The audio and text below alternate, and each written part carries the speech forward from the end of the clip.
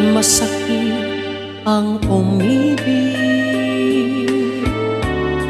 mapait ang magmahal, lalo na kung bawat isa may pananagutan na.